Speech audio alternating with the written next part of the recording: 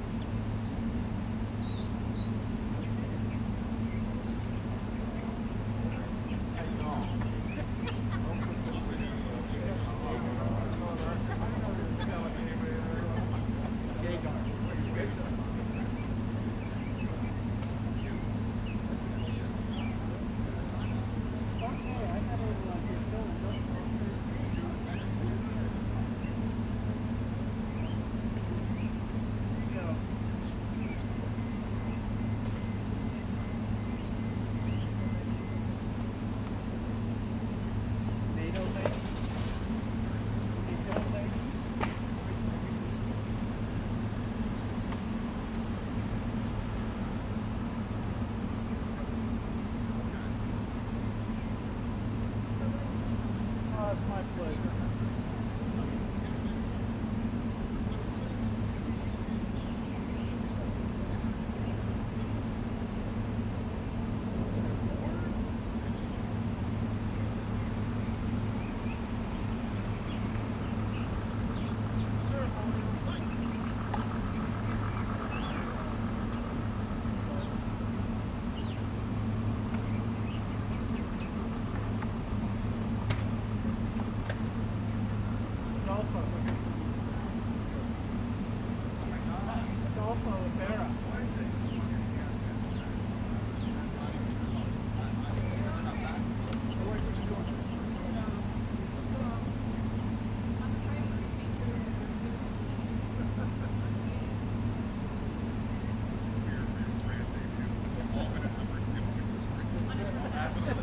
That's the top.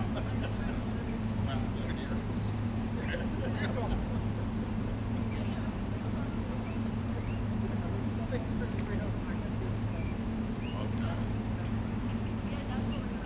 No, thank you for that. It's just really good to keep it back.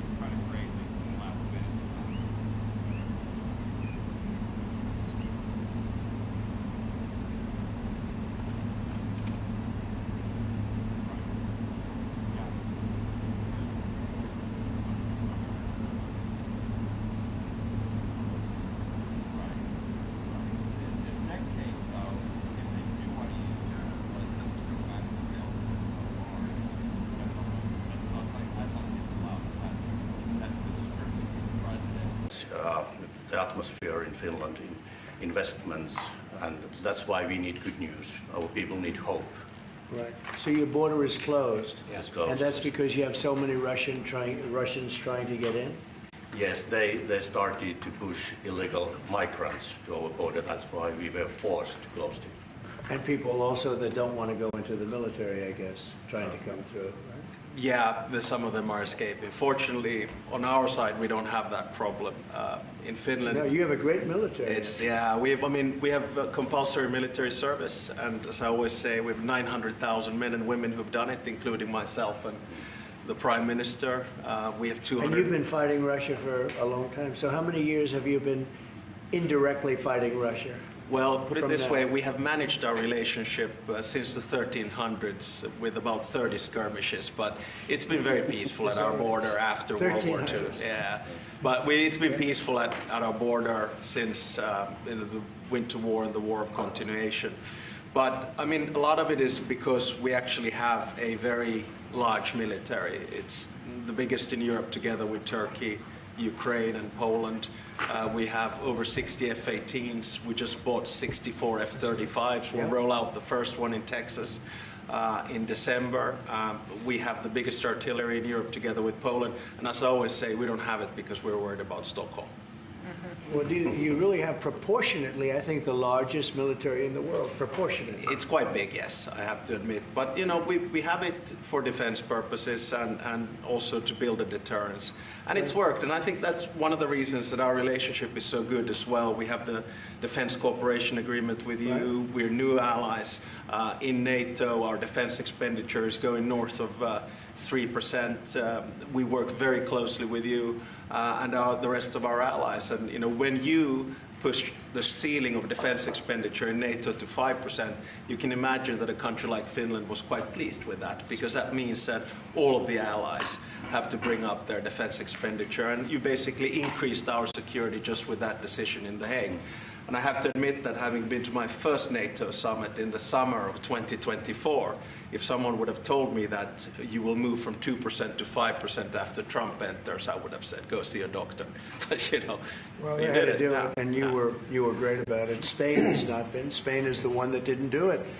And so I think you people are going to have to start speaking to Spain. The only one that didn't do it, the only NATO country that didn't do it is Spain. And you'll figure what that's all about, right? Yeah, I mean, we'll work, and I think with the leadership also of Mark Rutte, the Secretary General of NATO. I think, you know, there are a lot of commitments that have to take place, and this, of course, is going to also increase industrial defense exchanges. I think we buy 4 times more military material here from the US, and I think it's an essential part of our whole military setup in Europe. And it's good to be working on this together. But there's one thing that I wanted to mention also. I want to congratulate you for what we have seen in the past 24 hours in Gaza. Thank you. I think it's a historic deal. I went through the 20 points.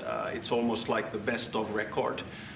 You really see all the key elements. And if someone would have said a few weeks back that you and your team are able to push us to a position where there will be a ceasefire, an exchange of prisoners, hostages, and then a pullback, I would not have believed it. But this is what diplomacy is at its best, and I think it's a potentially huge deal. So congratulations to you and your team. Peace in the Middle East. Yes, peace in the Middle East, yeah. And every country came together. Every single country came together, and people are shocked by it. But it's an amazing situation. Nobody thought it was going to happen. Thank you very much, and you've been of help too. You help always, but we are really working more closely together, having to do with Russia, Ukraine. Yeah. And I would have thought that would have been easier, because that would be number 8 for me, number 8.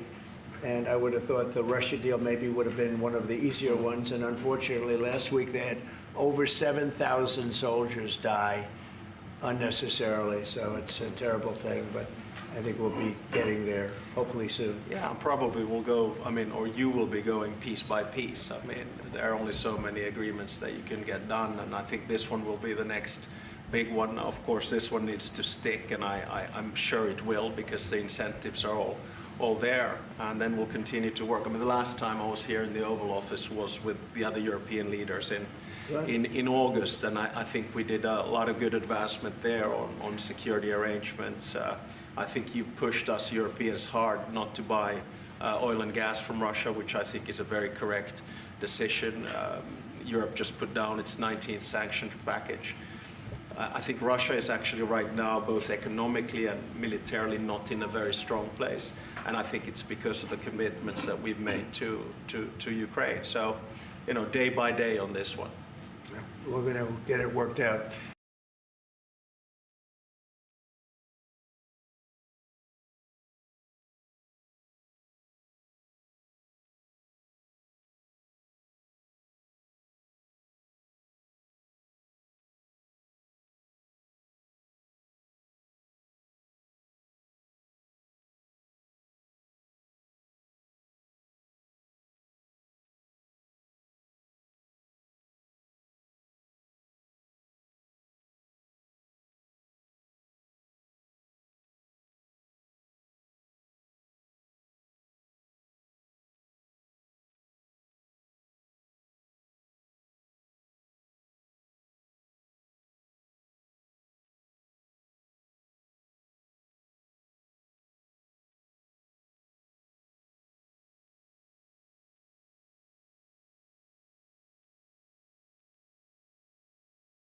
The Nobel Peace Prize comes from Martti Ahtisaari, the former president of Finland. He got it in 2008, and he got it because he negotiated 3 peace agreements on 3 different continents: Namibia in Africa, Kosovo, Serbia in Europe, and then Aceh in Indonesia.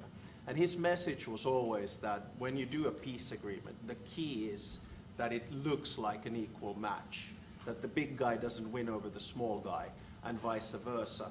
But I have to say that the track record of the President of the United States in the past 7 months, 8 months is rather impressive. Mr. President, thank you so much, Mr. President. First of all, thank you, all of you, in behalf of the State of Israel, for everything that you're doing for my country. I want to know, how do you see the Middle East in a year from now under your leadership? And if you see maybe option for normalization between Israel and Saudi Arabia? I think it's going to be great. I think it's the hostages will be coming back Monday or Tuesday. I'll probably be there. I hope to be there, and we're planning on leaving sometime Sunday, and I look forward to it. And everybody I see is celebrating in Israel, but they're celebrating in many other countries too. A lot of the Muslim and Arab countries, they're celebrating. Everybody's celebrating. Everybody loves the deal. So it's a great honor to have been working on it. And as you know, it's all finalized and done. We've had a lot of terrifically talented people. We've had tremendous support from UAE, Saudi Arabia. Qatar has been unbelievable. Egypt, as you know, and Jordan. Indonesia, I mean, it's... I don't want to leave anybody out. Just so many different countries. It's been incredible. Nobody's seen anything like it. So I think in a year from now, it's going to be great.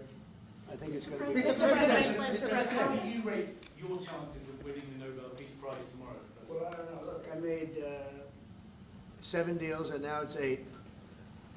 Solved the wars, one going 31 years, one going 34 years, one going 35 years, one going 10 years. I made 7 deals. This would be number 8. The one I thought that I was going to make, and I think we will probably, is because it's a ridiculous war. It's a horrible war, the worst since World War II. If you look at the people dying, is Russia, Ukraine. I think we'll do that too. We've a lot of reasons for them to do it, and I think they'll be coming to the table pretty soon. But this is the biggest of them all. This is a big one. Although I think India and Pakistan is very big. 2 nuclear nations. I did that based on trade and because of the tariffs. If we didn't have tariffs, you wouldn't have been able to do it. But I said, if you guys are going to fight, I'm putting 100% tariffs on each of you.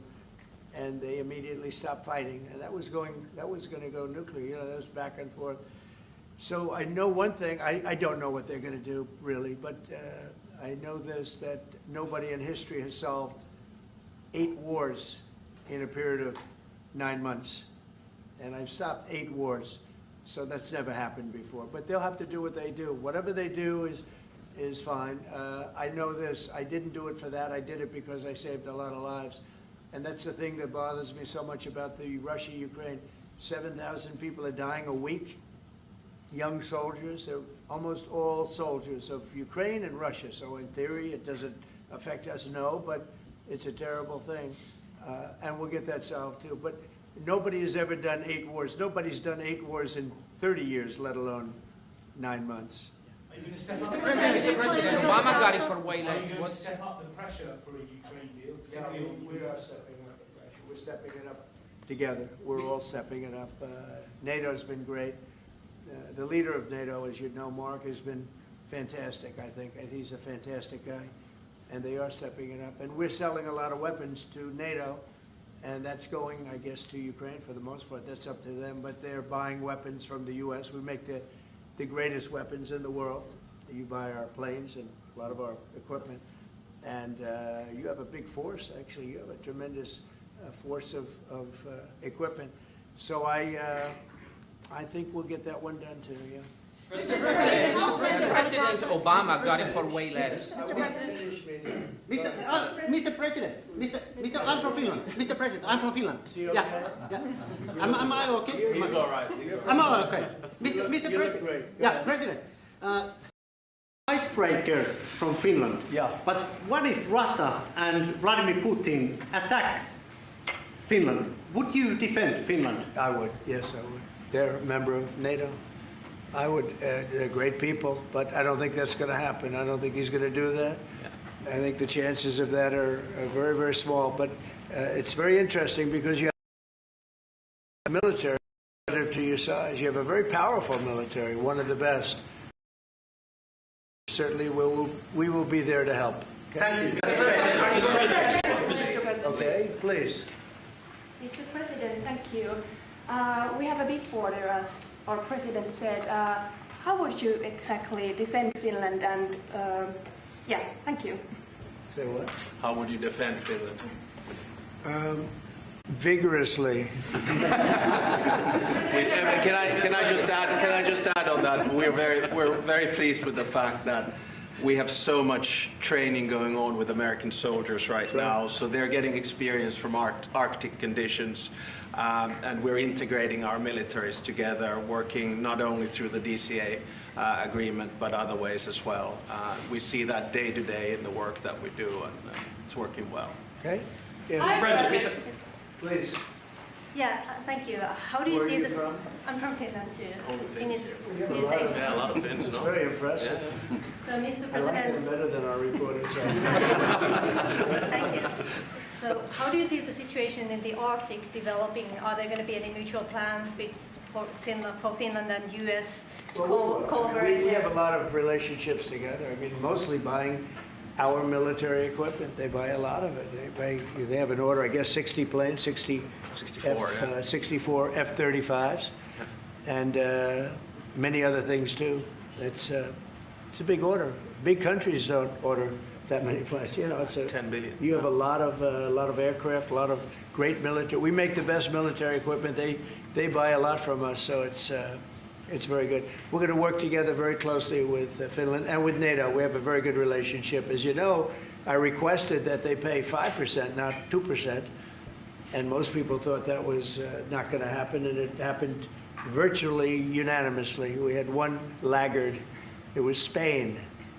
Spain. You have to call them and find why are they a laggard, and they're doing well too. You know, the funny thing, because of a lot of the things we've done, they're doing fine.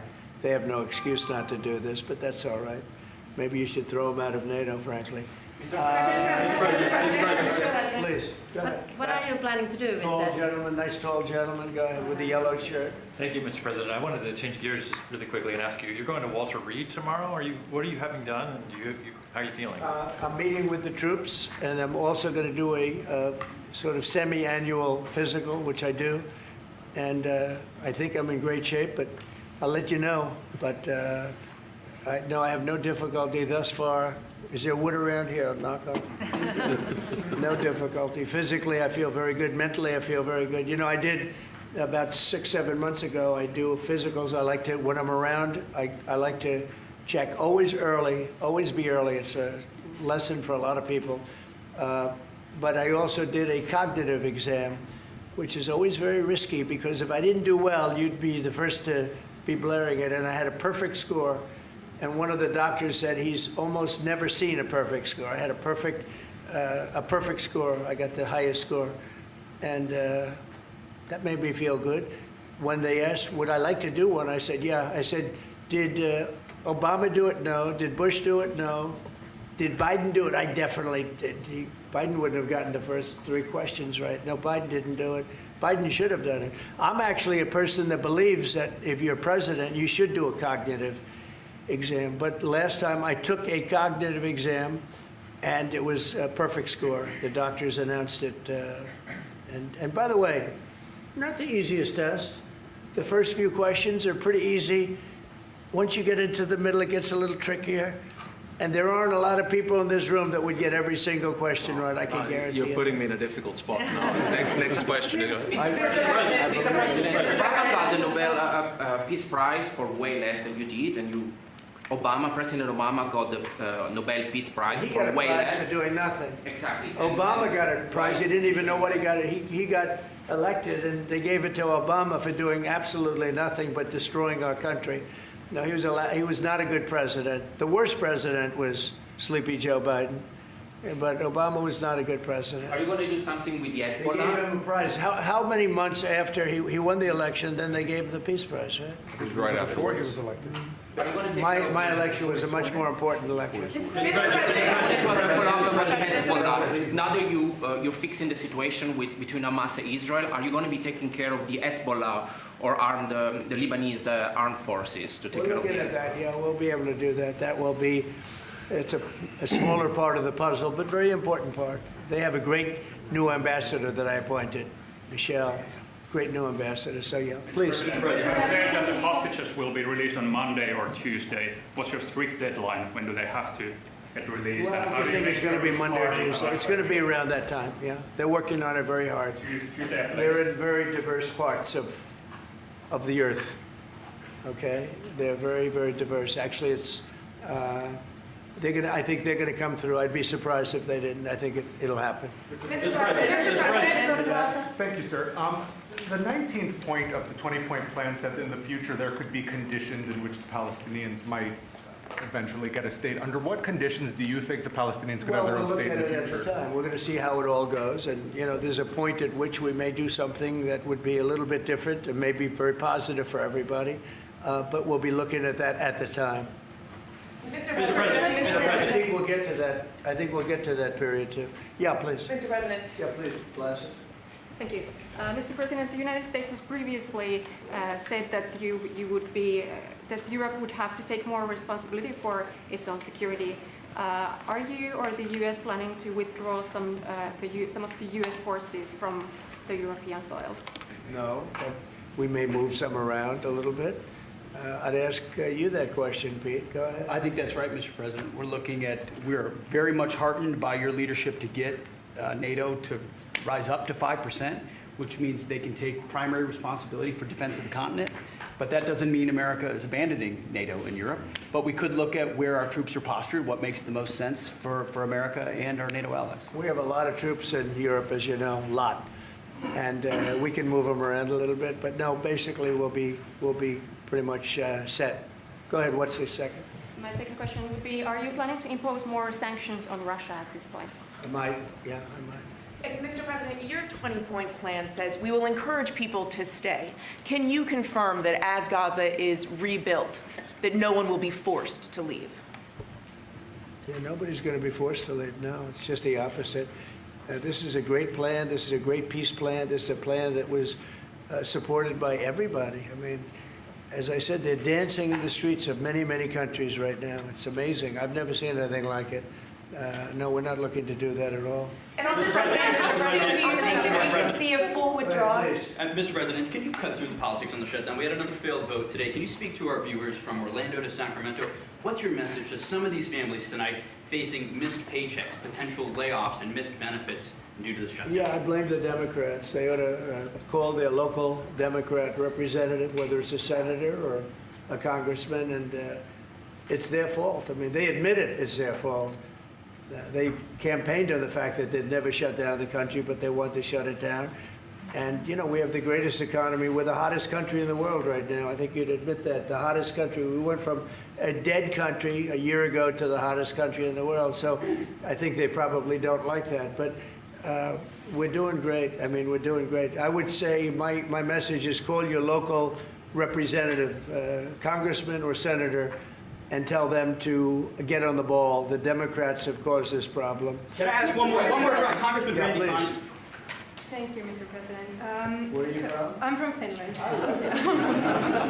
It's so nice. Uh-oh, here we go. Here we go with a killer question. I would like to circle back to the icebreaker deal. So Finland and the U.S. are strengthening their economic partnership through the deal. What other areas of cooperation with Finland do you see as possible at this moment? Good question. We're going to be talking about that in a little while. We're going into the next door room, commonly known as the cabinet room, beautiful room, and we're going to be discussing that. But we'll be doing other things. It's a wonderful country with wonderful people. We've had a long-term relationship, but it's never been as close as it is now. We'll be doing other things. Go ahead. We've been talking about a lot with the president. I mean, two specific fields where I think Finland has strengths. One is quantum and quantum computing, and we know that that is basically what gives food for thought for artificial intelligence. That's very important. The second one is actually networks. And you know that there are two sort of safe and trustworthy Western networks right now. One of them is Nokia, and the other one is Ericsson. And actually 70% of all broadband in the United States is Nokia. So one of the things that we could work on together is creating the 6G space through networks. And we actually, Nokia has 7,000 people working here in the United States and an American CEO. Okay, anybody else? Mr. President. What is the international stabilization force that's going to deploy to Gaza? What is that going to look like?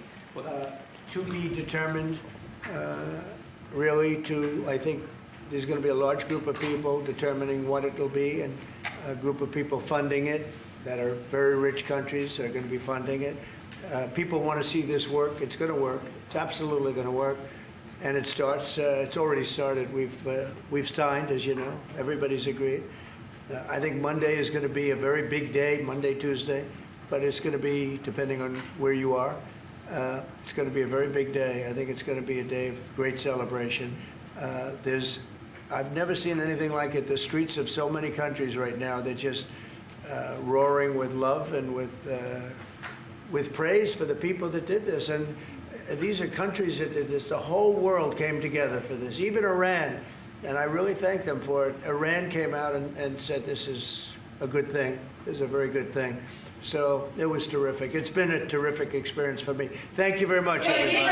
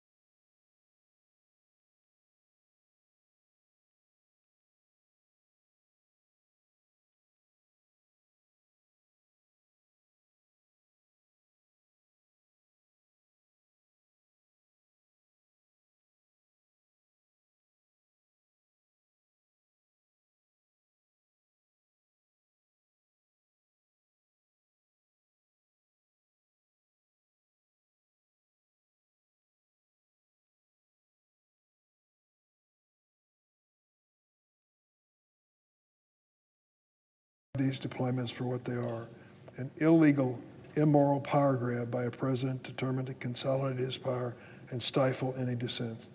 If we here in this Senate chamber, fortunate enough to represent the people of this country, will not stand up, then who will? Mr. President, once again, I want to thank my colleague, Senator Duckworth, for calling us down to the Senate floor to raise this issue. She and I are hoping that if the Senate schedule allows, we'll be able to get back to Illinois this weekend and have an opportunity to learn even more about this grave situation. In the meantime, I ask people involved